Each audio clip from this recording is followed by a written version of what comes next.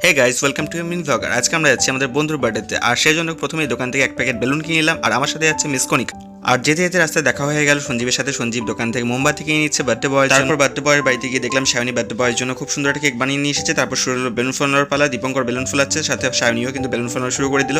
আর সব থেকে বড় বেলুনটা কিন্তু আমি ফুলিয়ে ফেললাম। আর বেলুন ফোলাতে ফেলতেই মনে পড়লো, আমি যদি কাজ শুরু না করি তাহলে কিন্তু আজ সবাইকে না খেয়ে বাড়ি ফিরতে হবে, কারণ আমার বন্ধু বান্ধবীরা সবাই অকম্মার। আর তাই প্রথমেই আমি রান্নার উনুনটা বানিয়ে মাংস ধুতে শুরু করলাম। সঞ্জীবকে খড়ি জোগাড় করতে বলে ও পাগল হয়ে গেল। আর বান্ধবীরা বার্থডের আগেই কেক খেতে শুরু করে দিল।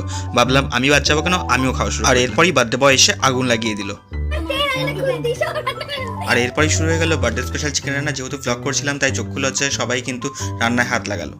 এরপরেই শুরু হলো কেক কাটিং।